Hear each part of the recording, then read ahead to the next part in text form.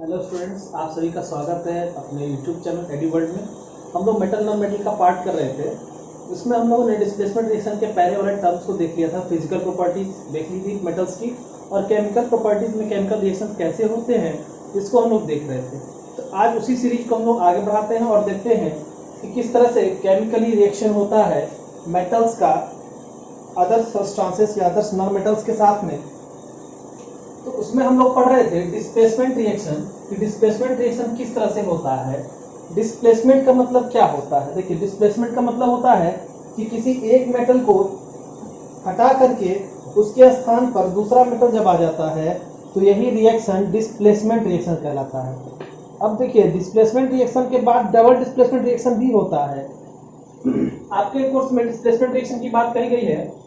तो displacement reaction होता है जब किसी मोर रिएक्टिव मेटल को हम लोग किसी ऐसे सॉल्ट सॉल्यूशन में रखते हैं जो किसी लेस रिएक्टिव मेटल का होता है, तो मोर रिएक्टिव मेटल जो होता है वो डिस्प्लेस कर देता है, हटा देता है लेस रिएक्टिव मेटल को उसके सॉल्ट सॉल्यूशन से।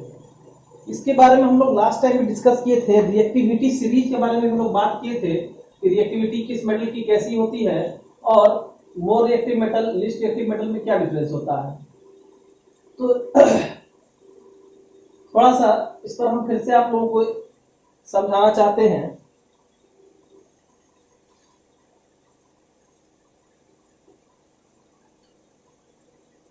देखिए, सपोज करते हैं कॉपर सल्फेट का सॉल्यूशन है। एक्वस मतलब हो गया वाटर मिक्स है, तो कॉपर सल्फेट का सॉल्यूशन है। अच्छा, कॉपर सल्फेट के सॉल्यूशन को कैसे लिखेंगे?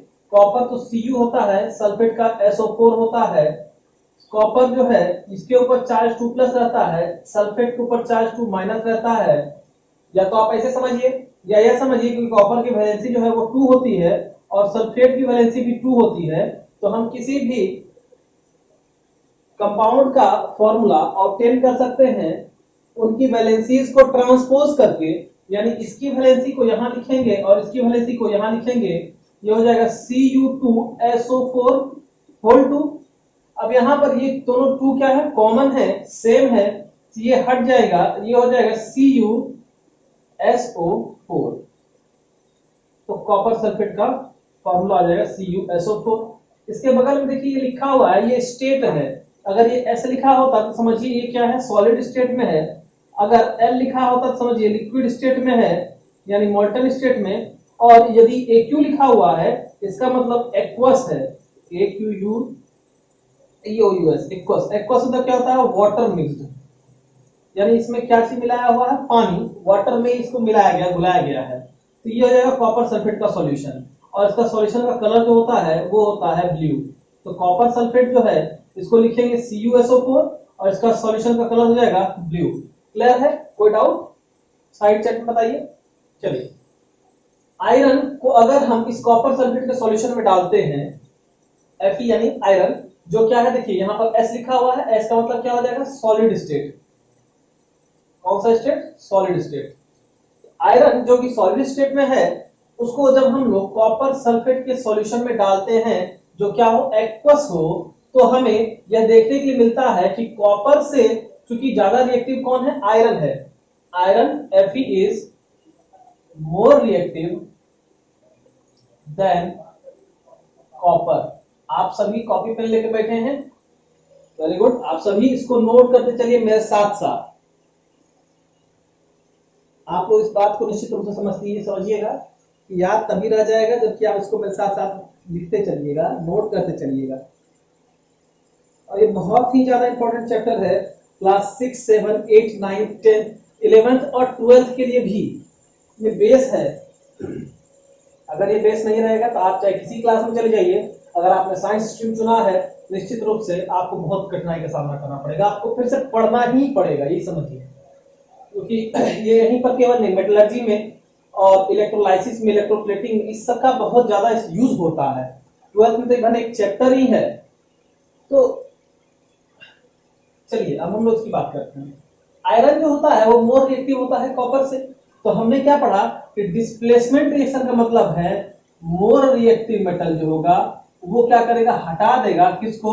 लेस रिएक्टिव मेटल को उसके सॉल्ट सॉल्यूशन से। अब समझिए कि दो व्यक्ति है और दो व्यक्ति में एक तो पहलवान है जो ताकतवर है और एक थोड़ा सा कम ताकतवर है। यदि इन दोनों में किसी बात को लेकर लड़ाई हो जाए, किसी सीट को लेकर के या कहीं बैठने को लेकर के दोनों में लड़ाई हो जाए, तो ये क्या करेगा, ये ताकतवर है, हो सकता है ये अपने ताकत से इसको हटा देगा और उसके स्थान पर ये बैठ जाएगा। तो वही काम यहाँ पर होता है कि रिएक्टिविटी जिसकी अधिक होती है वो अपने से कम रिएक्टिव जो मेटल होता है उसको डिस्प्लेस कर देता है, हटा देता है उसके सॉल्ट सॉल्यूशन के साथ में। सभी को बातें समझ में आ रही हैं? यस लिखिए साइड चैट में आप लोग, यस सर लिख करके मुझे बताइए कि आपको ये सारी चीजें समझ में आ रही हैं। तो देखिए रिएक्शन कैसे बनेगा। रिएक्शन को याद करने की आवश्यकता नहीं है, आप स्वयं बना सकते हैं। अगर आपसे कहा गया कॉपर सल्फेट है और उसमें आयरन डाला गया है, एक्वस में है, आयरन सॉलिड है, आपको कहेगा इसका बनाइए, आगे की रिएक्शन क्या होगा। तो आपको केवल इतना पता होना चाहिए कि आयरन जो होता है वो मोर रिएक्टिव होता है कॉपर से, आयरन की वैलेंसी भी होती है 2, सल्फेट की वैलेंसी भी होती है 2, कॉपर को हटा देगा, खुद कॉपर के स्थान पर बैठ जाएगा, ये हो जाएगा FeSO4। आप कहेंगे सर फॉर्मूला लिखेंगे कैसे, तो वैलेंसी आयरन की 2 होती है तो इसको यहाँ 2 लिख दीजिए और सल्फेट की वैलेंसी 2 यहाँ लिख दीजिए। अब दोनों फिर कॉमन है तो ये दोनों हट जाएगा, इसका फॉर्मूला हो जाएगा FeSO4 आयरन सल्फेट, या इसको कर सकते हैं आयरन सल्फेट।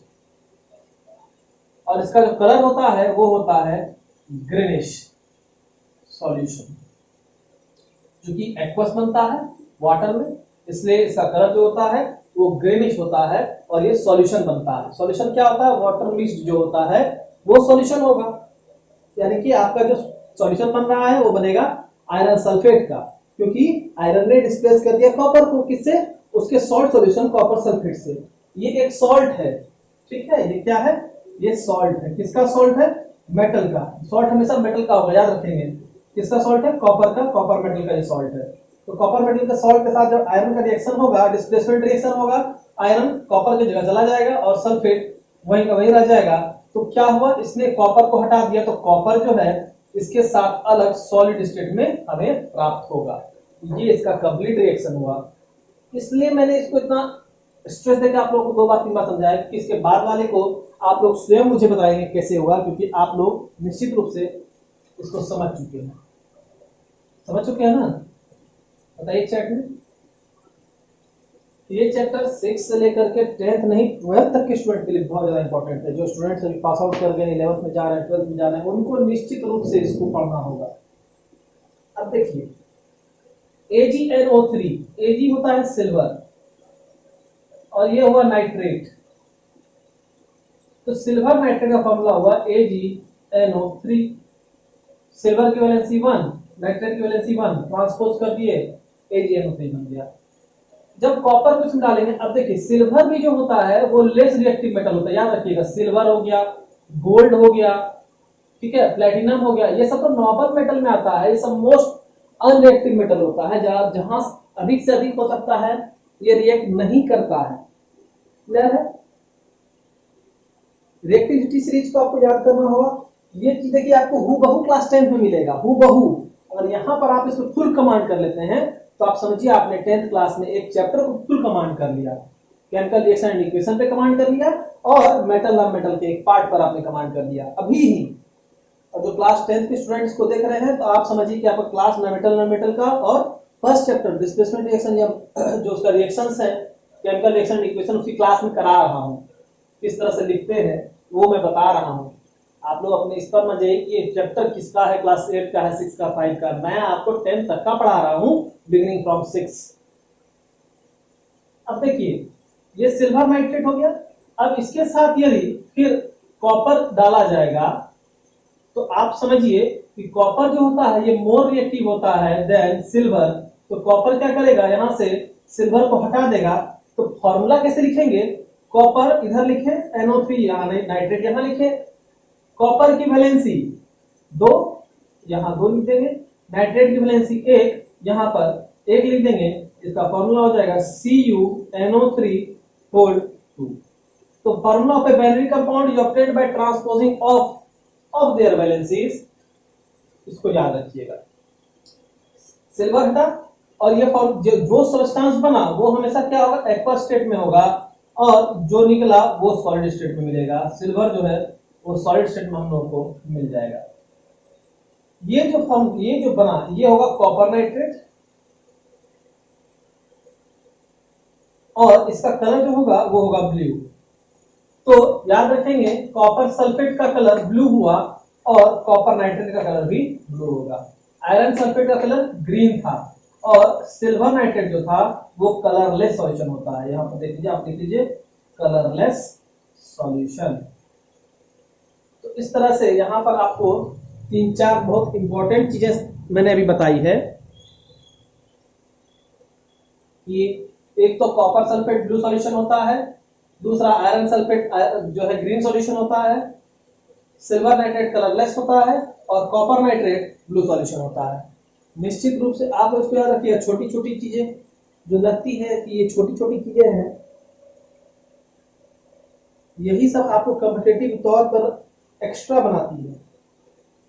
जब इसकी क्विज होगी तो निश्चित रूप से मैं ये सब क्वेश्चन इंक्लूड करने वाला हूं, पहले से आपको बता देता हूं। तो मुझे लगता है कि आप लोगों को ये बहुत अच्छा से टॉपिक समझ में आएगा यदि आपने कंटिन्यूसली पूरा पढ़ा तो। और यही समझिएगा कि यदि आप आज से मेहनत करते हैं तो 10th में आप लोगों के मार्क्स 90 प्लस निश्चित रहना चाहिए। अब देखिए, यहां तक कोई दिक्कत मुझे नहीं लगता आप लोगों को अब बचा है। कमेंट करके बताइए क्या कोई परेशानी है और आप लोगों को। चलिए, एक दूसरा एक्टिविटी है, एक्टिविटी 3। ये एक्टिविटी इसलिए किया जा रहा है to show that more reactive metal displaces less reactive metal from its solution. यह दिखाने के लिए कि जो मोर रिएक्टिव मेटल होता है वो अपने लेस रिएक्टिव मेटल को उसके सॉल्ट सॉल्यूशन डिस्प्लेस करता है। जो हम लोग पढ़ रहे हैं उसको प्रूफ करने के लिए एक एक्टिविटी किया जा रहा है। तो चलिए, एक्टिविटी को हम लोग लिखते हैं। जो तरीका है एक्टिविटी लिखने का कि सबसे पहले जो मटेरियल रिक्वायर्ड होता है या एपरेटस रिक्वायर्ड होता है उसको हम लोग लिखते हैं। तो मटेरियल हमें क्या चाहिए, कॉपर सल्फेट का सॉल्यूशन चाहिए, आयरन के नेल चाहिए, नेल मतलब होता है कांटी, और 250 ml 250 ml का एक बीकर चाहिए।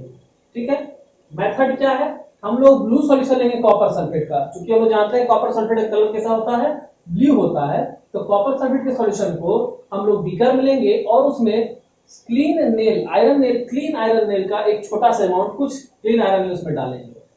ऑब्जर्वेशन यानी कि कुछ देर के बाद हम लोगों को क्या देखने के लिए मिलेगा, तो after some time we will find that blue colour changes to light green colour.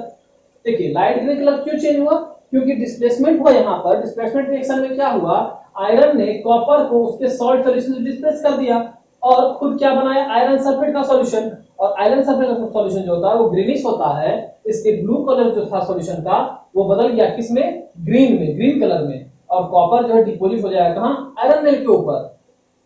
तो यही यहां से हम लोग को रिजल्ट मिल जाता है कि जो लेस रिएक्टिव कॉपर मेटल होता है वो डिस्प्लेस हो जाता है मोर रिएक्टिव आयरन मेटल के द्वारा इस सॉल्यूशन में, कॉपर सल्फेट के सॉल्यूशन में। तो ये डिस्प्लेसमेंट रिएक्शन था, ये बहुत ही इंपॉर्टेंट रिएक्शन है।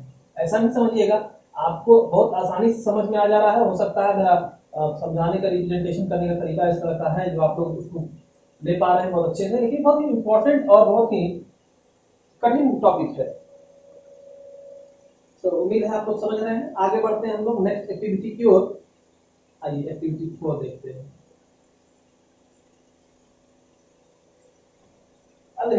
एक्टिविटी 4 कहता है कि यह दिखाना है कि कॉपर जो है वो जिंक को डिस्प्लेस नहीं कर सकता है।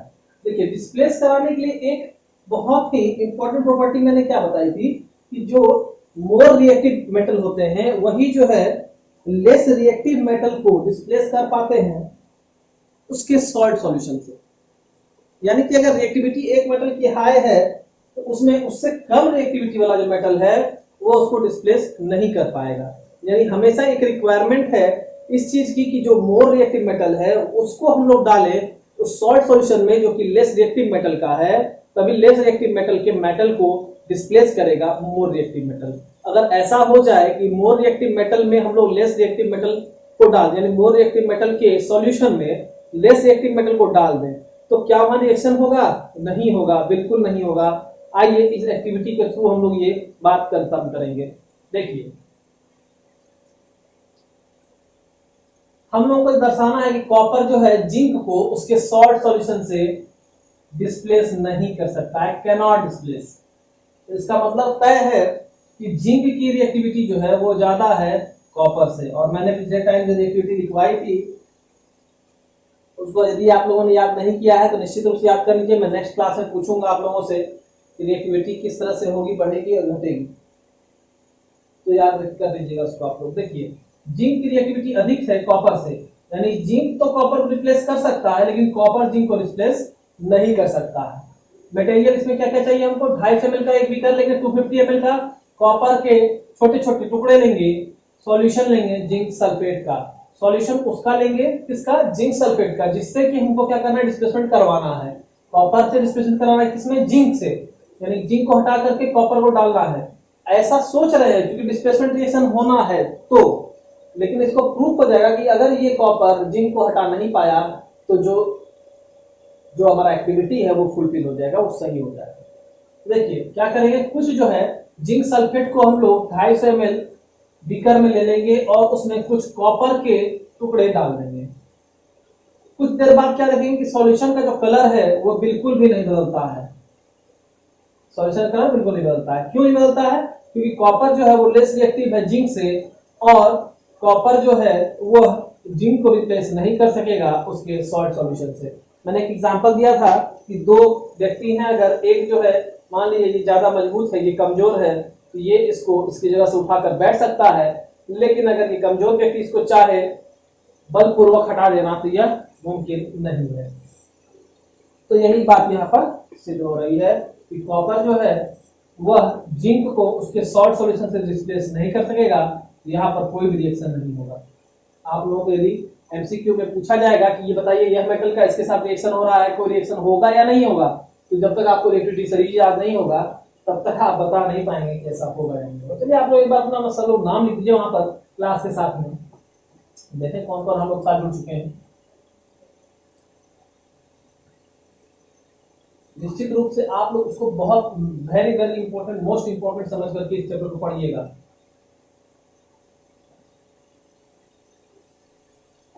अब देखिए,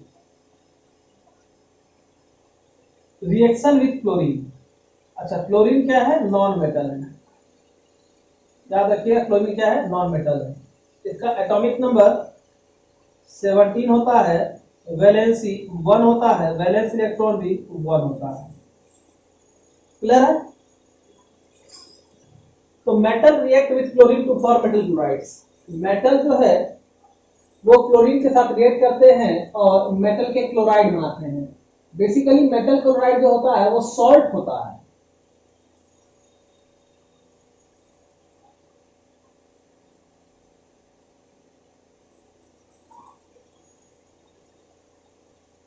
देखिए, ये जो मेटल क्लोराइड्स होते हैं ये आयनिक होते हैं नेचर में। अब देखिए, बॉन्ड जो होता है केमिकल बॉन्ड वो 2 टाइप्स का होता है, ऐसे तो 3 तरह का होता है। चलिए तीनों बताते हैं, इलेक्ट्रोवैलेंट और आयोनिक बॉन्ड, कोवेलेंट बॉन्ड और कोऑर्डिनेट बॉन्ड। ये 3 तरह का बॉन्ड होता है, इलेक्ट्रोवैलेंट या आयनिक बॉन्ड, कोवेलेंट बॉन्ड और कोऑर्डिनेट बॉन्ड। 3 तरह का बॉन्ड होता है। इलेक्ट्रोवैलेंट या आयनिक बॉन्ड वो होता है जहां पर कि आयंस के द्वारा बॉन्ड फॉर्मेशन होता है, यानी कि बाय गेनिंग या लूजिंग ऑफ इलेक्ट्रॉन्स जो अगर बॉन्ड बनता है तो वो होता है आयनिक बॉन्ड। कोवेलेंट बॉन्ड होता है bond formed by sharing of electrons. तो शेयरिंग ऑफ इलेक्ट्रॉन से जो बॉन्ड फॉर्म करता है वो होता है कोवेलेंट बॉन्ड। ये 2 तरह के बॉन्ड काफी इंपॉर्टेंट है। कोवेलेंट कोऑर्डिनेट बॉन्ड आप लोग के चैप्टर में है, आप लोग के क्लास में भी नहीं है, 10th तक आपको पढ़ने के नहीं मिलेगा, 11th में आप लोग पढ़िएगा कोऑर्डिनेट बॉन्ड को। इलेक्ट्रोवैलेंट बॉन्ड और कोवेलेंट बॉन्ड। इलेक्ट्रोवैलेंट या आयनिक बॉन्ड क्या होते हैं? वैसे बॉन्ड जो कि आयंस के ट्रांसफर से बनते हैं, गेनिंग और लूजिंग ऑफ इलेक्ट्रॉन्स की वजह से बनते हैं। और कोवेलेंट बॉन्ड ऐसे बॉन्ड होते हैं जो कि इलेक्ट्रॉन के शेयरिंग की वजह से बनते हैं, यानी कि इसमें इंपॉर्टेंट या ये कॉमन क्या है? इलेक्ट्रॉन्स।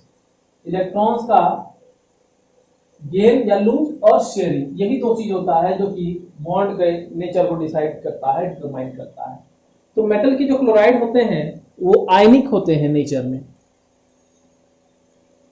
और इनकी ये कैसे होते हैं, जनरली सॉलिड होते हैं, हाई मेल्टिंग और बॉइलिंग पॉइंट होती है। तो आप जब लिखेंगे इसको नोट्स बनाते समय क्या करेंगे, आप लोग लिखेंगे मेटल क्लोराइड्स, इसमें पॉइंट डालेंगे 1 आयनिक इन नेचर, पॉइंट डालेंगे 2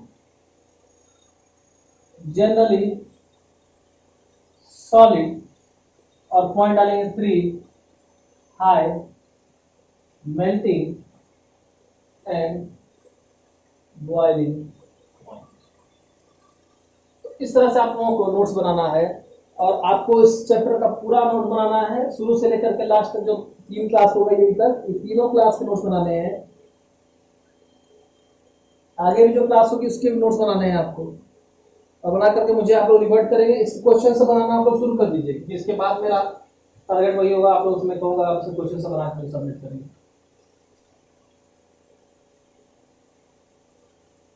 अब देखिए हाइड्रोजन की अगर बात की जाए,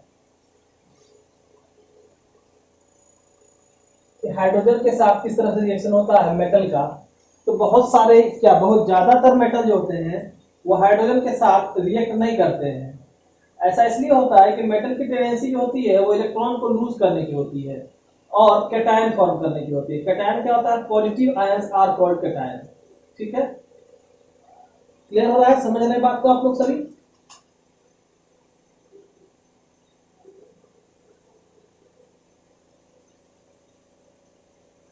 देखिए मैंने कहा कि most of the metals are do not react with hydrogen because hydrogen like metals have a tendency to lose an electron to form cation. यानी कि हाइड्रोजन क्या करता है, एक इलेक्ट्रॉन को लूज कर देता है और हाइड्रोजन कैटायन बनाता है, पॉजिटिव चार्ज एक्वायर करता है। मेटल जैसे सोडियम, ये भी क्या करता है, एक इलेक्ट्रॉन को लूज करता है, सोडियम आयन बनाता है। अब हमेशा क्या होता है, जैसे आयनिक कंपाउंड अगर बनता है तो Na+ होता है और क्लोरीन माइनस होता है, क्योंकि क्लोरीन क्या करता है, एक इलेक्ट्रॉन को गेन करता है, +1 इलेक्ट्रॉन, और क्या फॉर्म करता है, Cl-, ये फॉर्म करता है। ये Na और प्लस Cl ये बनाएगा NaCl। समझ रहे हैं आप लोग? यहां पर हमेशा दो अलग अलग अपोजिट चार्ज होना चाहिए, तभी आयनिक बॉन्ड का फॉर्मेशन हो सकता है। अच्छा, बॉन्ड और भी कुछ सर्कमस्टांसेस बनते हैं जबकि सेम चार्ज हो, लेकिन वो सब आप लोगों को बिल्कुल भी नहीं पढ़ना है, आपको इतना ही समझना है। तो हाइड्रोजन जो है वो अदर मेटल के जैसा ही क्या करता है, कैटायन का फॉर्मेशन करता है, H+ बनाता है।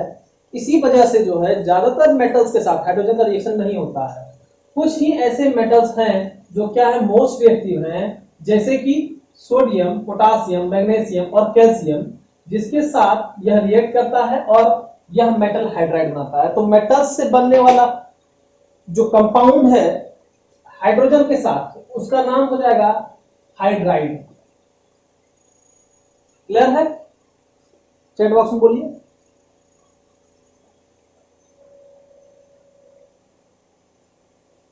कैल्शियम हाइड्राइड को हम लोग हाइड्रोलिथ के नाम से भी जानते हैं।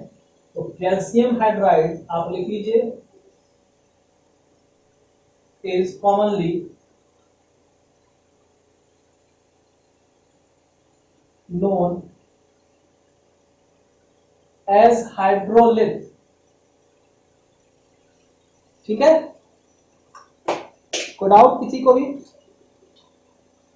देखिए बहुत ही इंपॉर्टेंट सेशन चल रहा है, क्लास चल रहा है, यदि आप लोग अभी मिस कीजिएगा इस क्लास को तो बहुत ही परेशानी आप लोगों को आगे करना पड़ेगा। देखिए फिजिकली पढ़ाने में और बोर्ड पर या इंटरनेट पर पढ़ाने में अंतर तो आ ही जाता है। तो यहाँ मैं आपसे फीडबैक नहीं ले पा रहा हूँ उतना अच्छे तरीके से जैसे क्लास में इंटरेक्शन होता है, पर हाँ ये तय है कि यहाँ पर भी जो हम लोग पढ़ रहे हैं बहुत ही शानदार पढ़ाई हो रही है। मैंने और भी अदर यूट्यूब चैनल्स को देखा है जो पढ़ाई हो रही है वहाँ पर भी, तो हम लोग बहुत अच्छा कर रहे हैं, ऐसी बात है। आप लोग बहुत अच्छा पार्टिसिपेट कर रहे हैं, बस करेक्ट रखिए क्वेश्चंस के साथ, डाउट्स के साथ, आप लोगों के डाउट्स नहीं आ रहे हैं तो डाउट होनी चाहिए। जो पढ़ रहे हैं अगर आप लोग रीडिंग दे करके, तो आप लोगों को डाउट कहीं निश्चित रूप से मिलना चाहिए। तो आप लोग पढ़ाई और तेज कर दें अपनी, मैं ये कहूँगा आप लोगों से। डाउट जो भी आपके होते हैं आप ग्रुप निश्चित रूप से भेजिए। 9 से 2 बजे तक ग्रुप आपका ओपन रहता है। मैं कोशिश करूंगा उस दौरान में या अगले दिन तक मैं आपके डाउट का आंसर निश्चित रूप से प्रोवाइड करा दूं। बट हाँ, आपको अपने सिलेबस से ही डाउट क्रिएट करना है, बाहर से नहीं। तो देखिए, सोडियम जो है, इसका जो सिंबल होता है वो Na होता है, क्योंकि इसको लैटिन में नेट्रियम के नाम से जानते हैं। लैटिन नेम इसका होता है नेट्रियम। जब सोडियम हाइड्रोजन के साथ रिएक्ट करता है तो ये सोडियम हाइड्राइड बनाता है NaH। अब देखिए, सोडियम की वैलेंसी भी 1 है, हाइड्रोजन की वैलेंसी भी 1 है, तो इसका वैलेंसी स्पेस का वैलेंसी स्पेस हो जाएगा Na1H और 1 हट जाएगा, क्या बचेगा NaH, और इसको नाम देंगे सोडियम का हाइड्राइड। उसी तरह से मैग्नीशियम की वैलेंसी 2 होती है, हाइड्रोजन की वैलेंसी 1 होती है, तो इसकी वैलेंसी यहाँ और इसकी वैलेंसी यहाँ, तो Mg और H, हाइड्रोजन की वैलेंसी यहाँ लिखेंगे, Mg की वैलेंसी यहाँ लिखेंगे, MgH2 हो जाएगा, और मैग्नीशियम का हाइड्राइड हो जाएगा मैग्नीशियम हाइड्राइड। क्लियर है? कैल्शियम का क्या बनेगा बताइए आप लोग को, कैल्शियम का हाइड्राइड क्या बनेगा? फॉर्मूला बोलिए क्या होगा? कैल्शियम का हाइड्राइड का फॉर्मूला होगा CaH2। कैल्शियम वैलेंसी 2 होगी, H की वैलेंसी 1 होगी, ट्रांसपोज कर देंगे Ca1H2 हो जाएगा CaH2, हो जाएगा कैल्शियम का हाइड्राइड, कैल्शियम हाइड्राइड नाम से। कोई प्रॉब्लम नहीं है ना? लेकिन हाइड्रोजन जो है एक डिस्प्यूटेड एलिमेंट है। डिस्प्यूटेड का शब्द का मैंने प्रयोग यहाँ पर इसलिए किया है क्योंकि इसकी कैरेक्टर जो है वो बोथ होती है, वो एनायन भी कहीं कहीं फॉर्म करता है, कहीं कहीं के टाइम में फॉर्म करता है। इसलिए आप जब क्लास 10 में जाएंगे तो पोजीशन ऑफ हाइड्रोजन को लेकर के बहुत ज्यादा विवाद है, और आपसे पूछा भी जाएगा कि आपके अनुसार बताइए हाइड्रोजन का पोजीशन क्या होना चाहिए। तो चूंकि हम लोग का जो मॉडर्न पीरियोडिक टेबल है वो तो एटॉमिक नंबर के आधार पर सजाया गया है, इस वजह से हाइड्रोजन को फर्स्ट ग्रुप में रखा गया है और फर्स्ट पीरियड में भी रखा गया है।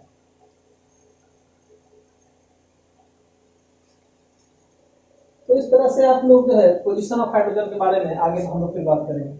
अब देखिए, हाइड्रोजन जो है वो कैपेबल है कैटायन बनाने के लिए भी और एनायन बनाने के लिए भी। इसलिए हम लोग समझेंगे कि हाइड्रोजन का जो कैरेक्टर है वो डुअल कैरेक्टर है, और डुअल कैरेक्टर क्या है? ये कैटायन भी फॉर्म कर सकता है और ये एनायन भी फॉर्म कर सकता है। यानी हाइड्रोजन इलेक्ट्रॉन को लूज भी कर सकता है, हाइड्रोजन इलेक्ट्रॉन को गेन भी कर सकता है, उसका सर्कमस्टांसेस अलग अलग होगा। आपको इसके डिटेलिंग में नहीं जाना, मैं फिर से कहूँ आपको हाइड्रोजन के डिटेलिंग में नहीं जाना है। निश्चित रूप से हाइड्रोजन के बहुत बहुत ही ज़्यादा डिटेल है इसका, तो अभी आप लोगों को बिल्कुल भी हाइड्रोजन डिटेलिंग में जाना है। अब देखिए, reaction of metal with metal oxide समझते हैं। मेटल के ऑक्साइड के साथ रिएक्शन कैसा होता है? तो देखिए, यहाँ भी क्या होता है, मोर रिएक्टिव मेटल जो होता है वो लेस रिएक्टिव मेटल को उसके ऑक्साइड से डिस्प्लेस कर देता है। नॉर्मल चीजें जैसा हम लोग वहां पढ़े थे वैसा ही यहाँ पर होगा। तो इसी तरह से जब कॉपर ऑक्साइड को गर्म किया जाएगा मैग्नीशियम पाउडर के साथ, कॉपर ऑक्साइड ये रहा, मैग्नीशियम ये रहा। मैग्नीशियम क्या है? पाउडर्ड फॉर्म में है, ठीक है, सॉलिड नहीं है। लेकिन कौन सा? देखिए, सॉलिड दो तरह का होता है, एक होता है एमॉर्फस, दूसरा होता है क्रिस्टलाइन।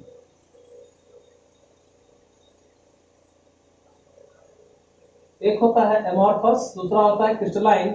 सॉलिड के दो प्रकार होते हैं, एमॉर्फस और क्रिस्टलाइन, ठीक है। एमॉर्फस होता है पाउडर्ड फॉर्म वाला, और क्रिस्टलाइन होता है दानेदार, जैसे शुगर हो गया, सॉल्ट हो गया, ये सब जो होता है ये हो जाता है क्रिस्टलाइन सॉलिड, और पाउडर्ड फॉर्म जो होता है वो होता है एमॉर्फस सॉलिड, ठीक है। तो यहाँ पर Mg अभी सॉलिड जो लेना है हमको कैसा लेना है? पाउडर फॉर्म में लेना है, और कॉपर ऑक्साइड जो होगा वो हमको इसके साथ लेकर के हीट करना है, गर्म करना है। तो हीट करने से क्या होगा? कॉपर से ऑक्सीजन अलग हो जाएगा और मैग्नीशियम ऑक्सीजन के साथ जुड़ जाएगा, ये MgO बना लेगा। इसका फॉर्मूला MgO इसलिए हुआ कि मैग्नीशियम की वैलेंसी 2 होती है, ऑक्सीजन की वैलेंसी 2 होती है, इसकी वैलेंसी यहाँ, इसकी वैलेंसी यहाँ, Mg2O2, और यहाँ से दोनों का 2 हट जाएगा, MgO हो जाएगा। और इसके साथ साथ क्या, कॉपर, क्योंकि ऑक्सीजन से कॉपर अलग हुआ तो कॉपर हमको अलग से मिल जाएगा, ये हमें कॉपर मेटल यहाँ से ऑब्टेन हो जाएगा। तो ऑक्साइड से हम लोग हीटिंग करा करके कॉपर को अलग करते हैं। ये आप याद रखिएगा, क्लास 10th वाले, बहुत ज़्यादा इंपॉर्टेंट है आप लोगों के लिए, क्योंकि एक्सट्रैक्शन ऑफ मेटल्स में रिड्यूशन और ऑक्सीडाइजिंग जब आप पढ़िएगा, किस तरह से रिड्यूस करा करके या ऑक्सीडाइज करा करके हम लोग मेटल को प्राप्त करते हैं, तो वो मैंने आपको यहाँ पर पढ़ा दिया। आप निश्चिंत रहिएगा, आप लोगों को मैं यहाँ से लेकर लास्ट तक चला जाऊंगा। पहले इसको खत्म कर लेता हूँ, जब मैं कंप्लीट कर दूंगा तो आप लोगों के पास ना कोई डाउट रहेगा, ना कोई प्रॉब्लम होगी।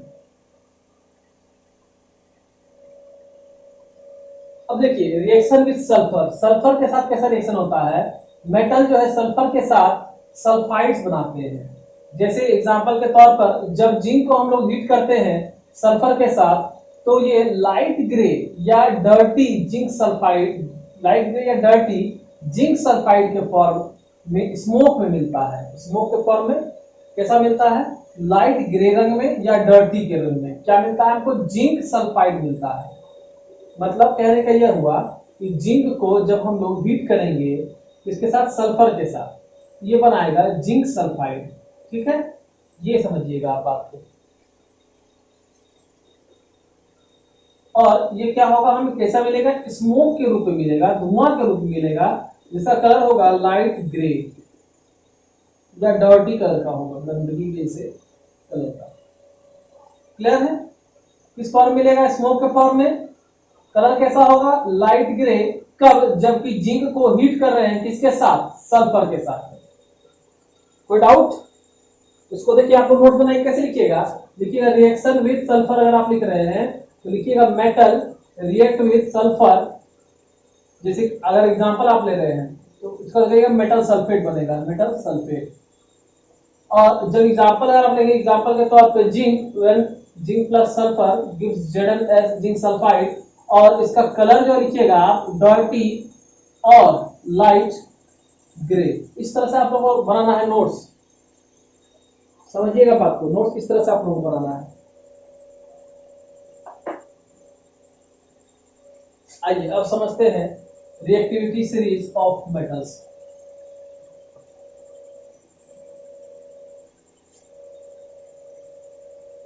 रिएक्टिविटी सीरीज तो मैं आपको करवा रखा, मुझे याद नहीं है कि ये मैं पहले करवा चुका हूँ या नहीं करवा चुका हूँ। अगर करवा गया हूँ तो आप लोगों का रिवीजन भी हो जाएगा, नहीं करवाया हूँ तो ये आगे आपका टॉपिक चलता चला जा रहा है, तो मुझे याद है मैंने नहीं कराया है।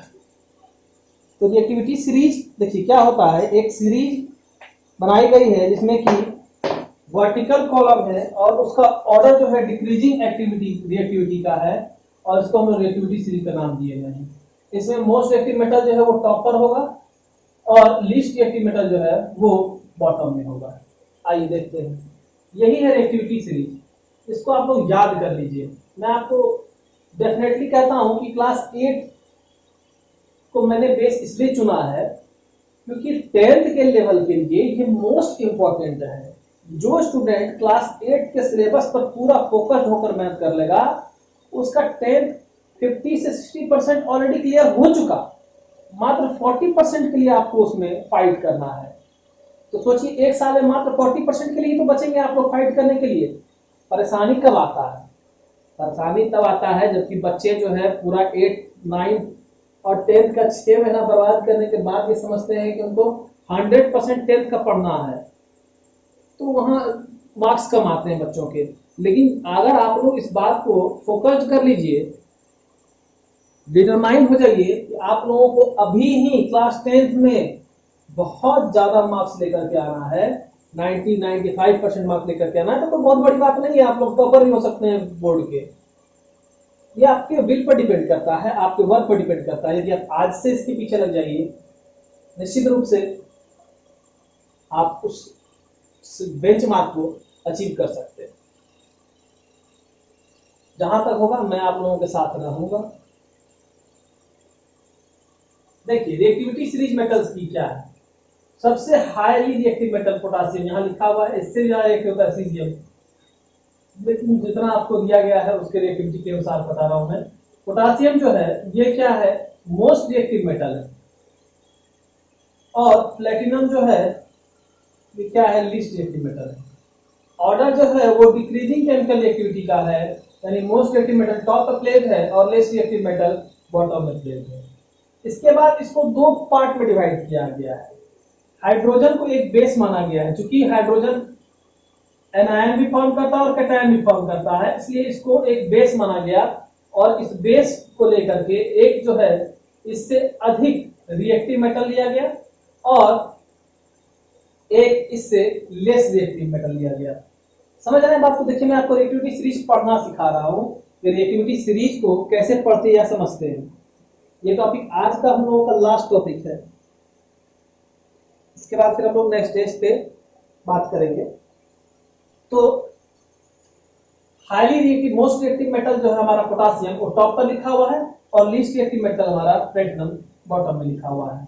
अब देखिए इसके बाद में पढ़ देता हूं। पोटासियम से नीचे sodium, barium, calcium, magnesium, aluminium, zinc, iron, cobalt, nickel, tin, lead और हाइड्रोजन। फिर कॉपर, मर्क्यूरी, सिल्वर, गोल्ड और प्लेटिनम। अब आप अगर इसको याद कर लीजिएगा तो मैं आपसे पूछूंगा, बताइए मैग्नीशियम के सॉल्ट सॉल्यूशन से अगर आयरन को डाल दें, मैग्नीशियम के सॉल्ट सॉल्यूशन में आयरन को डाल दें, तो क्या आयरन मैग्नीशियम को उसके सॉल्ट सॉल्यूशन से रिप्लेस कर सकता है? तो आप लोग तुरंत बता दीजिएगा कि नहीं करेगा, क्योंकि magnesium is more reactive than iron, hence there will be no reaction at all. Magnesium cannot replace, sorry that one, iron cannot replace magnesium from its salt solution because reactivity of magnesium is higher than, greater than that of iron। Clear है? समझ में आ रहा है? यदि आप लोग बहुत अच्छा समझ पा रहे हैं, निश्चित रूप से आप लोग लाइक कर दें, थम्स अप बटन क्लिक कर दें। जिन्होंने चैनल को अभी तक सब्सक्राइब नहीं किया है वो स्टूडेंट्स सब्सक्राइब जो वहां पर लिखा हुआ है उसको टच कर दीजिए। बेल का एक आइकन बना हुआ है उसको टच करके नीचे में और पर्सनलाइज ऑल पर क्लिक कर लीजिए, तो आप लोगों को मेरी वीडियो अपलोड होगी तो उसका टाइम पता चल जाएगा कि कौन सी वीडियोस कब अपलोड हो रही है, कितने बजे उसकी प्रीमियर है, कितने बजे आप लोगों को देखना है। जिन्होंने सब्सक्राइब नहीं किया अभी तक, वहां देखिए नीचे में सब्सक्राइब SUBSCRIBE लिखा हुआ है इस तरह से रेड लेटर में, तो आप उस पर एक बार टच कर दीजिएगा तो वो चैनल आपका सब्सक्राइब हो जाएगा। जिन्होंने सब्सक्राइब पहले से कर लिया है उनको जरूरत नहीं है सब्सक्राइब करने की। तो आज का हम लोग सेशन को अब यही कंप्लीट करते हैं। आप लोग जो है इस चैप्टर के दोनों नोट्स बना करके मुझे जहां तक मैंने अभी तक पढ़ा दिया है और मुझे आप लोग रिवर्ट कीजिए व्हाट्सएप ग्रुप में। यही आप लोगों के लिए अच्छा रहेगा, यही आप लोगों का होमवर्क है। तो आप लोग देखिए, मेरी ये कहनी है कि जब पूरे CBSE बोर्ड में कहीं न कहीं से कोई टॉपर होता है, कोई बिहार बोर्ड में तो बिहार से होता है, और अदर बोर्ड्स में भी कहीं न कहीं कोई न कोई स्टूडेंट टॉपर बनता है, किसी किसी क्षेत्र से बनता है। आप क्यों नहीं बन सकते हैं? बिल्कुल आप भी बन सकते हैं। आपके अंदर वो लगन होना चाहिए, वो मेहनत करने का जज्बा होना चाहिए, वो डायरेक्शन होना चाहिए, आपको एक पाथ मिलना चाहिए जिस सही पाथ पर आप चले, स्मार्ट वर्क करें, स्टडी वर्क करें और आप उस चीज को प्राप्त कर लें, आप अपने लक्ष्य को प्राप्त कर लें। लेकिन उसके पहले आपको एक लक्ष्य सेट करना पड़ेगा कि आपको बोर्ड में 90% मार्क्स चाहिए, 95% मार्क्स चाहिए या 65% मार्क्स चाहिए। बहुत स्टूडेंट ऐसे भी होंगे कि हमको 35% मार्क्स मिल जाए, 33 से अधिक है हम पास कर जाएंगे। तो ये आपका बेंचमार्क है, आपको सेट करना है कि आपको 33 चाहिए, 65 चाहिए या 90 चाहिए या 95 चाहिए। तो सबसे पहले एक बेंचमार्क होता है, कीजिए। अधिक का कुछ मतलब नहीं होता और कम का कोई मतलब नहीं होता है। बेंचमार्क तय कीजिए, 95% मिनिमम चाहिए हमको, तो 95 के साथ वर्क करना होगा। देखिए 6 महीने में 4 महीने में पढ़ करके ये परसेंटेज लाना बहुत मुश्किल है। जो गॉड गिफ्टेड स्टूडेंट्स होंगे वही इसको पढ़ करके वहां तक ला पाएंगे, हो सकता है। हालांकि ये बहुत ज्यादा मार्क्स बहुत मैटर करता है, क्योंकि यहाँ से आपका डिसाइड होता है। यदि आप 95% से ऊपर जा रहे हैं, 99% तक आ रहे हैं, हो सकता है आप टॉपर बोर्ड के बन जाइए। आपके अंदर प्रतिभा होगी, आपके अंदर पोटेंशियल होगा, लेकिन उसको आपको निखारना होगा। आप यदि अभी से ही क्लास 6 से 7 से 8 से 9 से या 10th के इनिशियल स्टेज से। अगर आज से आप इसके लिए डिटरमाइन हो जाते हैं, इसके लिए संकल्पित हो जाते हैं कि आपको बोर्ड में 95% प्लस मार्क्स लाना है, तो मैं आपको तरीका बता सकता हूँ जिस तरीके पे आप चल करके उस मार्क्स को अचीव कर सकते हैं। लेकिन अचीव आपको करना होगा, मेहनत आपको करना होगा। आपकी जगह मैं मेहनत नहीं कर सकता हूँ, आपकी जगह आपके पेरेंट्स मेहनत नहीं कर सकते हैं। वो आपको सुविधा दे सकते हैं, आपके पेरेंट्स आपके लिए बुक्स खरीद सकते हैं, आपको मोबाइल की सुविधा दे सकते हैं, कंप्यूटर की सुविधा दे सकते हैं, इंटरनेट की सुविधा दे सकते हैं, लेकिन आपकी जगह पढ़ नहीं सकते हैं, आपकी जगह मैं पढ़ नहीं सकता हूँ। आप लोग को सिलेबस खुद से पढ़ना, खुद से कंप्लीट करना है। और ये तभी होगा जबकि आप लोग हर चीज़ को छोड़ करके, अपने गेम्स को छोड़ करके, अपने फालतू के कामों को छोड़ करके, व्हाट्सएप, फेसबुक, चैटिंग, ये सब को बंद करके और बुक्स पर लग जाएंगे। फोकस कर लेंगे कि हमको ये मार्क्स अचीव करना है, नो मैटर व्हाट, कुछ भी हो हमको ये अचीव करना है। लॉकडाउन है, दुनिया के लिए है, हमको उससे क्या मतलब है। लॉकडाउन में तो और अच्छी बात है कि हमको पढ़ने के लिए और ज़्यादा से ज़्यादा समय मिल रहा है। स्कूल्स के जहाँ पर 8 घंटे आप स्कूल में बर्बाद कर देते हैं, बर्बाद कर देते सेंस कि आपको सेल्फ स्टडी के लिए बहुत कम समय मिलता है। बर्बाद क्यों करेंगे, तो बहुत ज़्यादा कीमती है, क्योंकि वहाँ पर तो आपको टीचर्स मिलते हैं, वहाँ आप लोग जो है उसको सीखते हैं, जो चीज़ों को आप आसानी से खुद से नहीं सीख पाते हैं। तो पार्डन फॉर माई मिस्टेक। सो जो सेल्फ स्टडी के लिए आपके पास काफ़ी कम समय होता है, तो अभी आपके पास बहुत अधिक समय है सेल्फ स्टडी करने के लिए। और सेल्फ स्टडी किस तरह से करना, यदि आपको किताब को पढ़ना सीख जाएंगे, ये तरीका है किताब को पढ़ने का। बहुत स्टूडेंट्स अभी किताब पढ़ना नहीं जानते हैं, तो ये तरीका मैं आप लोगों को सिखा रहा हूँ, कैसे किताब पढ़ते हैं, कैसे किताब से इस चीज़ों को एक्सट्रैक्ट करते हैं और कैसे उसको याद करते हैं। क्या इंपॉर्टेंट है उसको ले लेना और क्या इंपॉर्टेंट नहीं है उसको छोड़ देना, ये तरीका जानने के बाद टॉपर्स क्या करता है, टॉपर्स का जो स्ट्रेटजी होता है वही मैं आपको बता रहा हूँ। इसी तरह से टॉपर भी टॉपर बनता है, वो आप ही के बीच का कोई स्टूडेंट होता है, ऐसा नहीं कि वो किसी दूसरे अर्थ से या किसी दूसरे प्लैनेट से आया हुआ होता है या बचपन से बहुत ज़्यादा एक्स्ट्राऑर्डिनरी होता है, ऐसी बात भी नहीं है। आपके मेरी तरह स्टूडेंट्स होते हैं वो भी, तो आप भी टॉपर की लिस्ट में शामिल हो सकते हैं, बस आपके अंदर वो जज्बा होना चाहिए। मैं मानता हूँ कि कोई भी स्टूडेंट कमज़ोर पढ़ने में हो सकता है, लेकिन इतना ज़्यादा नहीं कि अगर वो सीखने का कोशिश करे तो सीखने में समझ में ना आए।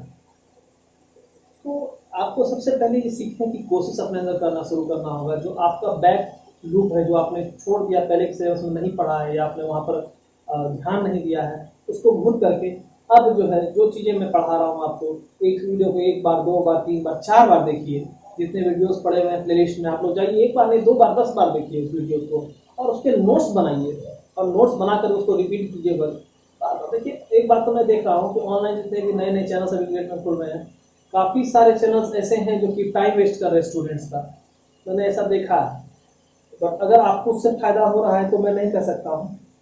जैसे एक तो 11th-12th के मैं देख रहा था, 1-2 चैप्टर्स जब मैं सेट करी बनाना शुरू किया था, तो मुझे कहीं पर एक्यूरेट उसका डेफिनेशन तक नहीं मिला किसी में।